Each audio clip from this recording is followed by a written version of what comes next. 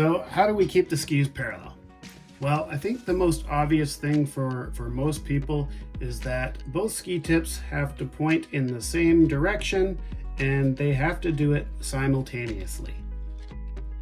We call this the steering angle, and so the twist or pivot of the skis has to happen the same amount and at the same time.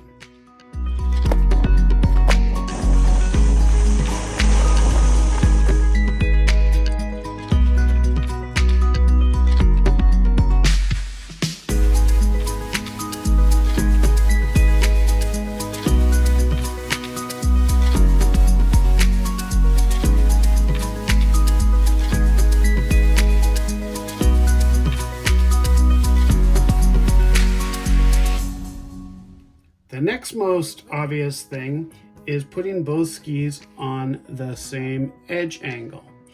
And when we do that, there's actually a built-in steering angle due to the ski's side cut. So if we tip both skis on the same edge angle, that side cut will be engaged the same amount. Both skis are going to bend the same amount and they're going to travel in the same direction, assuming they were also twisted the same amount.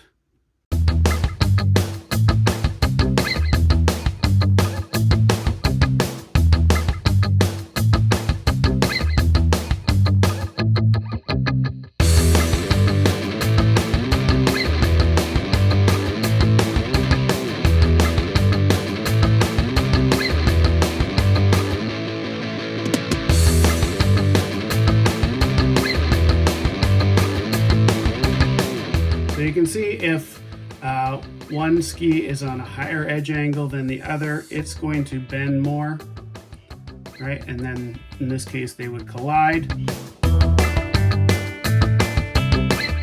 Or perhaps the outside ski is on less of an edge angle, it might travel off in a different direction.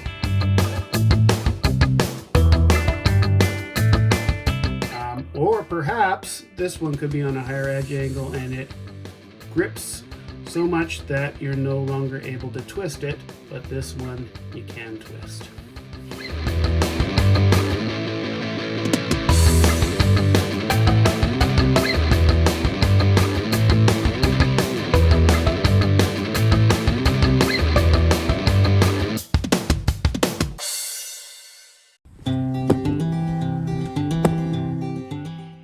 And the final factor is pressure.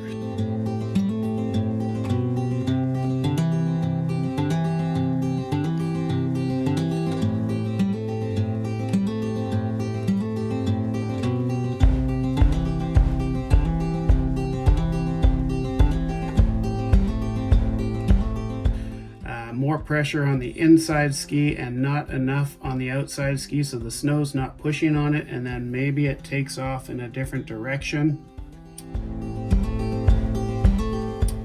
Or you could have too much pressure on the outside ski and it might sink into the snow and get stuck, and then you can't twist it anymore, and then only the inside ski steers but the outside ski takes off. So quite often with novice skiers especially, you'll see pressure along the inside tail of the inside ski, and then it wants to continue running straight while the outside one twists. You could have a lot of pressure towards the tail of the outside ski, and then maybe it wants to run straight. That's a possibility. While the inside ski steers. Or maybe you've got a lot of pressure up at the front of the ski and then the tail of that ski slips out.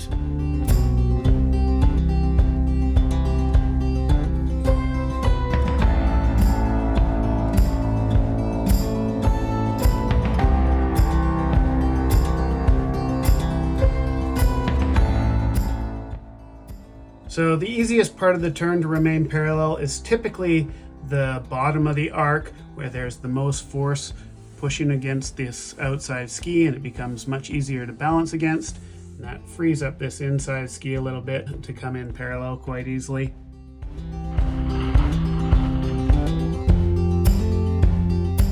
The most difficult part of the arc is typically the transition, when you have to switch from one set of edges to the other. And that's because you have to allow your mast to topple from one side of your base of support to the other. And that can be a pretty scary proposition, especially for newer skiers. So if they have trouble with this, quite often they're going to be stuck on that downhill ski and they'll have to up stem to get into the new turn. And then quite often that's followed by a lifting of the inside ski to get it unstuck so they can bring it back to parallel.